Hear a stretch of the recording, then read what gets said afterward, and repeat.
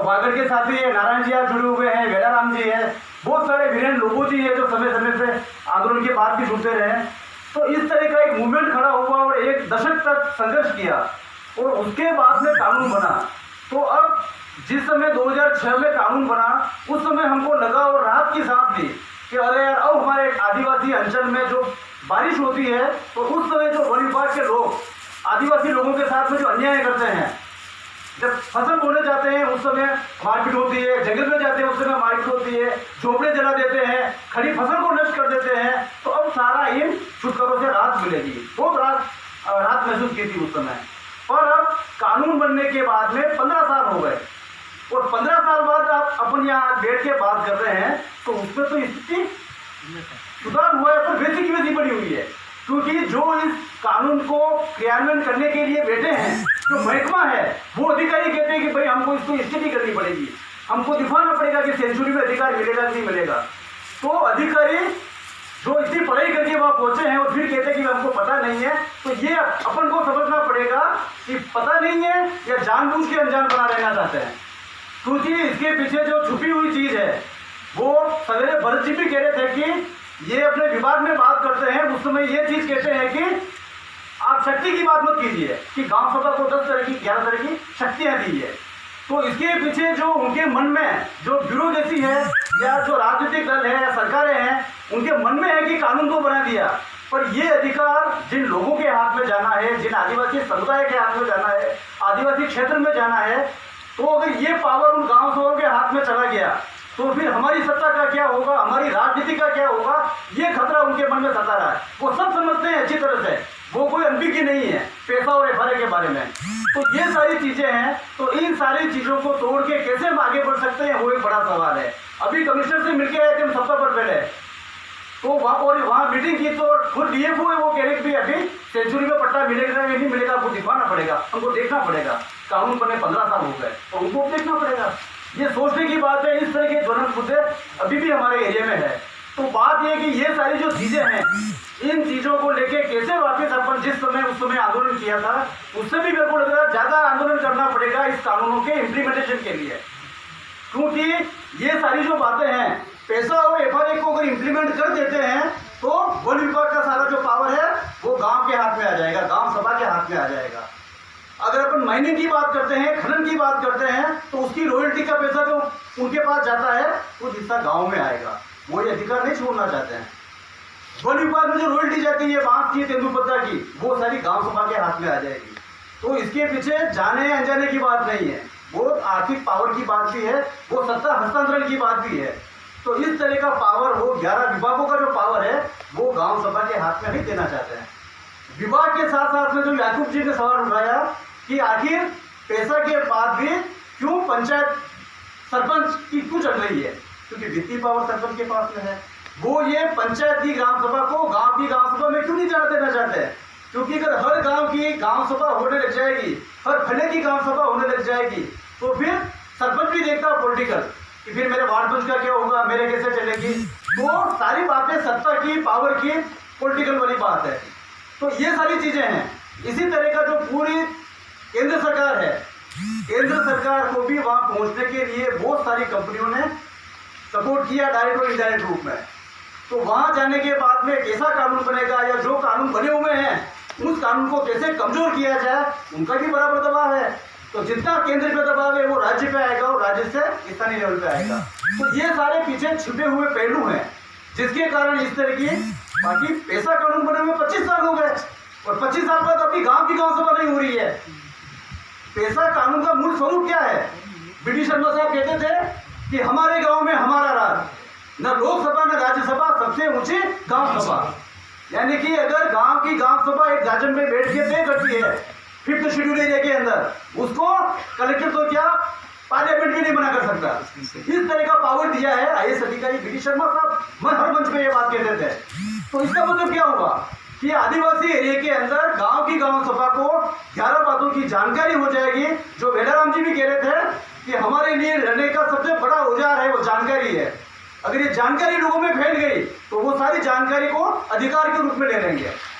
पर यहाँ अधिकार की बात भी नहीं है, यहाँ जो आदिवासी एरिया के अंदर या जंगल की जो बात है, अधिकार की बात नहीं है, ये सारी चीजें तो खुद उस समुदाय की है, उस एरिया की है, जनजाति समुदाय की है, जिसने सारी चीजें बचा के रखी है। तो उसको सरकार ने भी कानून के रूप में केवल मान्य किया है।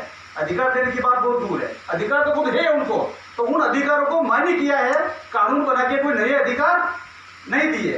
तो कुल मिला के कहने की बात है कि इस तरह की जो सारी बातें हैं वन अधिकार को लेके, तो छोटा सा आंकड़ा जो धर्म जी ने बताया वो वापस मैं शेयर करना चाहता हूँ कि एफआरए का कानून बनने के बाद 15 साल हो गए।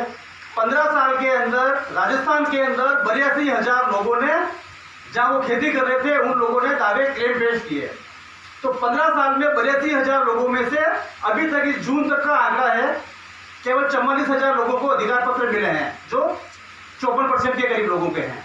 34,000 परिवार रिजेक्ट कर दिए क्लेम, 34,000 परिवारों पे क्लेम रिजेक्ट कर दिए हैं जून महीने तक, और 4,500 के करीब फाइलें हैं जो भी पेंडिंग है। सरकार कह रही है हम इस पर कुछ बात कर रहे हैं, इस तरह की बात है। तो यानी 82,000 में से 34,000 तो रिजेक्ट कर दिए।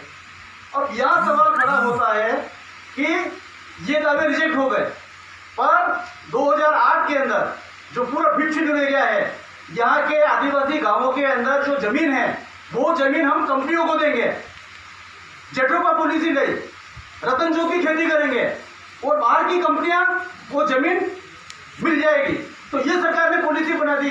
अरे भाई, आदिवासी एरिया के अंदर आप जो ऑलरेडी जो उसको संरक्षण कर रहे हैं उसको मान्यता नहीं दे रहे हैं, 34,000 फाइलें रिजेक्ट कर दी, और बाहर से जो लोग आए हैं उनको कंपनियों को जमीन अलॉट कर रहे हो जेट्रोपा की खेती करने के लिए। तो इस तरह के बहुत सारे सवाल इसके अंदर जुड़े हुए हैं। तो आज के मंच में टाइम कम है, मैं कुछ ये चीजें क्लिक करना चाह रहा था कि पैसा हो या एफआरए हो, 25 साल पैसा को हुए, 15 साल एफआरए को हुए, फिर भी जो इसको इम्प्लीमेंट करने की लास्ट यूनिट है ग्राम सभा लेवल की, वो व्यवस्था 25 साल बाद भी नहीं बैठ पाई है। ये सोचने का विषय है, क्योंकि इसके पीछे वो 11 शक्तियां हैं, जो 11 पावर है जो उनके दिमाग में है। उससे कंपनियां भी प्रभावित होगी, सरकार भी प्रभावित होगी, पॉलिटिकल एजेंडा भी है और इकोनॉमिक एजेंडा भी है। तो ये सारी चीजें हैं। तो इन सारी चीजों को जोड़ करने के लिए वापिस 1996 से लगाकर 2006 तक जो 10 साल का संघर्ष हुआ था जंगल जमीन जन आंदोलन के रूप में, क्या हम वापिस ऐसा खड़ा कर सकते हैं पैसा और वन अधिकार को लेके? इसी तरह की कुछ चीजें हैं जो सरकार योजना बना के लागू कर देती है, जैसे नरेगा की बात है, खाद्य सुरक्षा की बात है, राशन की बात है, पेंशन की बात है, पालनहार की बात है, वो भी लागू कर दी। पर उस कानूनों के अंदर भी 220 रुपए मिनिमम वेज है नरेगा के अंदर, और वो नहीं मिल रहा। क्या कहते हैं कि लोगों ने मजदूरों ने पूरा काम नहीं किया, पूरा पैसा नहीं मिलेगा। अरे भाई, जो सबसे कम मजदूरी है मिनिमम वेज 220 रुपए, वो देने के लिए आप सब सवाल कर रहे हो कि मजदूर ने काम पूरा नहीं किया तो मिनिमम वेज नहीं मिलेगा। अरे भाई, जो जिस पोस्ट पे आप बैठे हो, जो फाइलें आपको निपटानी थी, जो ग्राम सभा आपको करने का कैलेंडर बनाना था, वो आपने नहीं बनाया, जेएन साइट में नाम नहीं आया, वो उसने नहीं किया, तो उसकी पैसा नहीं कट रहा है, पर मार पड़ रही है गरीब के ऊपर। तो ये सारे सवाल भी है। तो इन सारे सवाल को आदिवासी एरिया के अंदर कैसे अपन इसको सोच के आगे प्लान बना सकते हैं, और कुछ चीजें हमारे पास भी है या अपन इकट्ठी भी कर सकते हैं, कुछ रिसर्च वाले साथी भी हैं और एडवोकेट की पूरी टीम भी अपने साथ में जुड़ रही है, एचआरडी का ग्रुप भी है। तो कुछ चीजें ऐसी फाइंडिंग करके भी अपन चैलेंज देने की बात है, चुनौती देने की बात है, रीट लगाने की बात है, तो ऐसे सवाल भी अपन इस रूप में खड़े कर सकते हैं। तो मेरे को लग रहा है अपन आंदोलन का रास्ता वो कैसे मजबूत करें, साथ साथ में इस तरह की फाइंडिंग्स निकाल के, तथ्य निकाल के कैसे अपन चुनौती दे सके, ऐसे बातें भी अपन को करनी पड़ेगी, और बार बार कैसे सवाल खड़े करें अपन इन बातों के ऊपर, उसके लिए भी अपन को करना पड़ेगा। तो केवल मैं इतना ही कहना चाह रहा हूँ, काफी साथी और जुड़े हैं और सवेरे से साथी सुन भी रहे हैं, तो शॉर्ट में यही बात मैं कहना चाह रहा था। धन्यवाद, जिंदाबाद। बहुत बहुत धन्यवाद। इस पैनल की ये विशेषता है कि इसको चिट नहीं देनी पड़ रही है। कुछ पैनल तो इतने महान होते हैं कि आप उनको चिट दो भी, अगर तो वो आई कांटेक्ट भी नहीं बनाते मॉडरेटर्स के साथ या आयुक्तों के साथ, वो अपना बोलते रहते हैं और पीछे वाली लाइन से वो अपना नजर रखते हैं। तो आप चिट देना भी कोशिश करो तो वो, और चिट दे दो अगर यहाँ, तो वो देखते ही नहीं उसकी तरफ, अपना भाषण पूरा लगाते हैं। लेकिन बहुत कम समय में उन्होंने बहुत अच्छे तरीके से रखा कि क्रियान्वयन में क्या प्रॉब्लम है।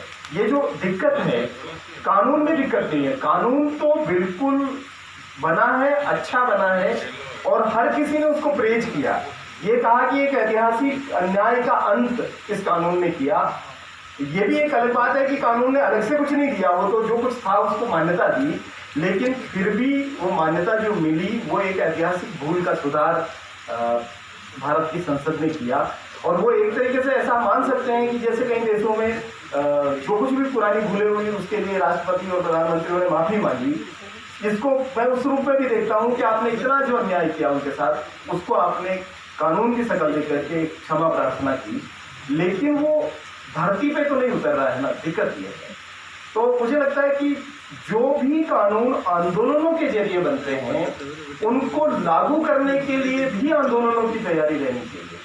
हम कानूनों को बना करके छोड़ देते हैं तो फिर वो लागू होने में गड़बड़ हो जाती है, क्योंकि जवाबदेही तय नहीं है, और जब तक जवाबदेही तय नहीं है तब तक कानून बन करके वो कानूनों की किताबें और ज़्यादा बढ़ती जाती है और वकालत की पढ़ाई करने वालों के लिए कष्ट का कारण बनती है, क्योंकि उनको कई और एक्ट पढ़ने पड़ते हैं।